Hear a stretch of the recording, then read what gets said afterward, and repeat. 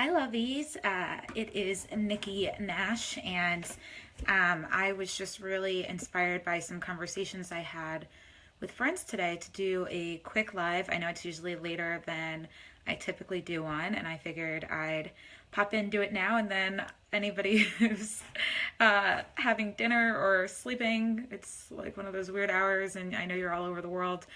You guys can watch it at a different time, but I just wanted to pop in and really share three things that um, I was really just inspired to share with everyone because starting your own business is quite frankly a ridiculous shit show slash amazing journey. So I just wanted to give you guys some thoughts and hopefully some uh, much needed messaging that will help you out right now. And where this is really coming from is that I have a number of friends and people that I speak to and work with in different capacities that are really in jobs that they do not love. And they're like, I don't love my job. I want to work for myself. And not everybody has the ability to just quit their job cold turkey and build something new. And it really takes something to build a business from scratch, which you guys, many of you are really well aware of. And so, what I really wanted to share with you guys is just one, keep present that this is a journey and that, no matter how long you're in business, you're going to have days that are great and you're going to have days that suck and you're going to just suddenly, things will stop working and you're like, I don't understand. I had been running these ads forever and they always worked for me, and then suddenly they stop working. And then you'll have days where things were not working and you were about to quit and you were about to stop it, and then all of a sudden they start working. And it's really just being the type of person that sticks it out no matter what. Like sticks out being an entrepreneur if that's what you're really committed to, no matter what.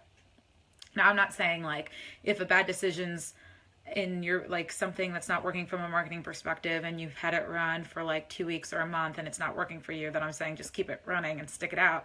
But I'm saying that if you really truly in your deepest desires want to have your own business and you are seeing that like certain things aren't working with it, then I would really just take that as an opportunity to figure out like, okay, well, what isn't working, as opposed to just automatically quitting.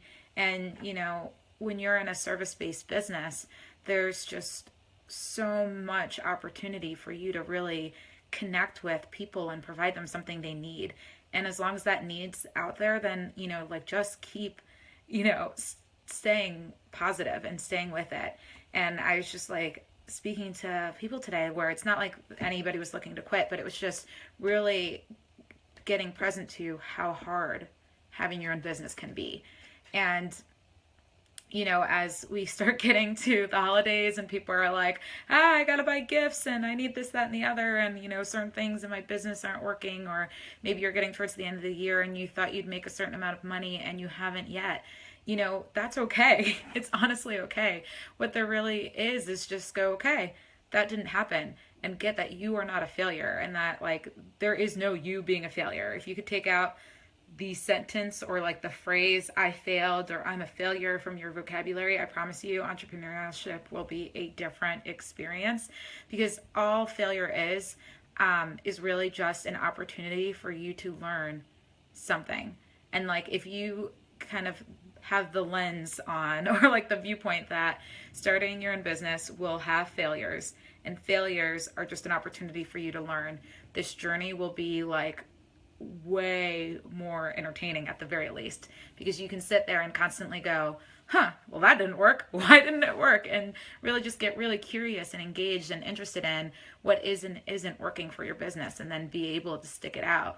And so I just really wanted to share that piece first off with you guys, just because we are hitting the end of the year, and as you're planning for next year or even just thinking about the end of this year, you may be going, oh well, I thought I'd be here, or oh, I hope I can do this next year. And really just get that like wherever you are is okay and is right where you need to be right now. And I promise you there's something that you can learn or discover. And as you even like look back at the last 12 months, just start going, all right, well, don't focus on what you didn't accomplish that you thought you would, and instead really go, well, what did I accomplish? What were some of those amazing things that happened? Absolutely. MD's like, it's so easy to, fall into things that don't work and just get trapped in that. And I've been there too. Like everybody gets there, and it's really just so much about, okay, what actually can I celebrate? What actually did happen? And honestly, many of you know I was in Miami this week, and I met some amazing women, and we committed to catching up like once a week and just going, all right, what did we accomplish this week? What can we celebrate? What were the wins? And not dwell on the, well, I forgot to do this and I didn't do that and this, that, and the other. Because if you spend so much time looking at your flaws, then your entire experience as an entrepreneur will be looked through the lens of somebody who wasn't good enough. And you are good enough. Like, you would not be doing what you're doing if you were not capable of doing it. And like, that's pretty much it. And whether you have one client, a million clients, even if you don't even have your first client yet, like, you have the guts and the balls to start something on your own and are committed to figuring it out. And so like, if you need to look back at this year and you're like, I have nothing to celebrate, I promise you, you do, because you have committed to something, and that's a celebration in itself. I remember when I was in a job that I hated back, like, I won't say how long ago so that nobody can try to figure out which job it was, but it got to a point where I loved it at first and then I just hated it. And I stuck it out. I was committed to staying in a job I didn't like because there was a paycheck coming in, or because, there was this, you have to have a job for 2 years at least on your resume. And then I realized, like, it doesn't freaking matter, especially if my ultimate end goal in life was to be an entrepreneur, then like, I would be the only person that, looked at my resume. So the pure fact that you are taking any steps to building your own business means that you have like the cojones to do so, and not everybody else does. And there was very much a point in my life where I was like, well, I guess there's the only thing for me to do is stick this out. And it really takes something to quit. Like, yes, new mantra, guts and balls. Like, write it down. But it definitely takes something to quit your job, or to even keep your job and start a new business. And if you're sitting there going like, oh, I'm so miserable in my job, I can't possibly keep it and start a business, or there's not enough time, or I'm a mom and all this other stuff, I am not belittling how much you have on your plate, because I promise you, you have a lot on your plate. But when you have a dream and when you're committed to something, I can promise you also that you will find the time and you will just make it work. And you may end up saying no to a lot of things that you used to say yes to, purely because you're committed to building a business. And I can tell you, as somebody who took the route of quitting their full-time job and starting their own business, that didn't mean that I wasn't finding other ways to bring in money. Like, I kept consulting and doing other things for a while just so that I could fund my business. And when you are looking at, if you can look at your full-time job or your part-time job or your side hustle as just like the investment into yourself and into your business, it makes actually the job a little bit more enjoyable. So just, if you have a dream, don't give up on it. And as you're building your business, don't make it more complicated than it needs to be. When I was growing up, my grandmother used to say, keep it simple, stupid. Like, she'd say, kiss. And what I've really noticed in just observing people over the, my lifetime, is that we make things way more complicated than it needs to be. And building businesses is not complicated, and you've got this. And anything you can't figure out, you Google it or you ask for help. We're in a very interesting age where you can literally go, okay, I want some new clients. What do I need to do? Okay, all you need to do is get to know your dream client. If you don't know who they are, identify who your dream client is, spend time figuring out who you actually truly desire to work with, get to know them, ask them a bunch of questions, answer their, meet their needs, and charge them for it. Like, it's really not as complicated as we make it. And there are tons of people making tons of money. And I promise you, you're probably smarter than them. You're probably more creative than them. And they're making money. Like, just even look at things that are sold really late at night on infomercials. They're not bad, but they're making money. So you can make money, you know, like make money and give back and contribute through your service, and don't feel guilty about it. So, you know, I just wanted to kind of pop in really quickly right now just to tell you guys that this is a journey. Stick with it. Set really crystal clear intentions that are simple. You know, don't make it too complicated, and go for it. So I really challenge you guys as you're thinking about the last like 3 weeks of this year, like what are the one or two things, or maybe even three things that you're going to accomplish before the end of the year, and also celebrate. And maybe those things aren't like, I'm going to get 6 new clients. It could honestly be, I am going to grow my email list by 10 people. I am going to put 20 minutes of me time on my calendar every day. I am going to, you know, celebrate all of the wins that I had this year and really just journal about them, and then treat myself to a nice dinner. Like, just think about like how you can really use the next 3 weeks or so to do something awesome for you and your business, because you so deserve it. And this year has flown by, at least for me. I'm like, how is it December? And you know, you've accomplished amazing things, whether you realize it or not.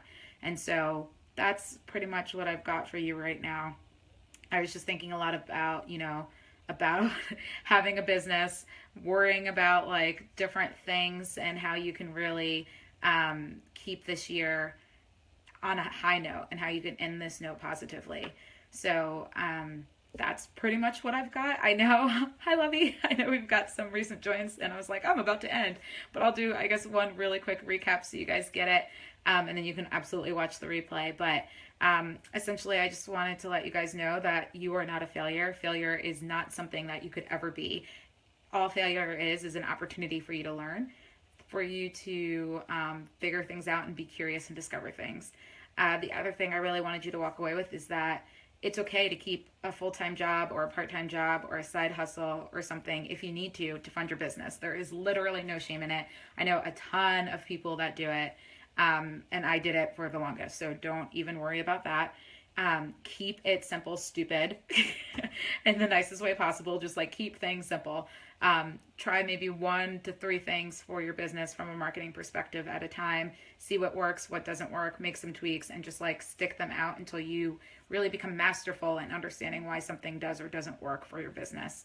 And then just keep remembering this is a journey. There will be highs and lows. Celebrate the highs. Try to celebrate them weekly if you can't, daily, or at least monthly. But I promise you, if you start keeping what you've accomplished present, as opposed to thinking about or worrying about what you haven't accomplished, you will even have a way more successful year, because the person you will be that's like, do you know what I just accomplished this week? I'm a badass. Like, it will literally make every week of your business better and better and better. And next thing you know, you've accomplished way more than you thought you ever could in a year.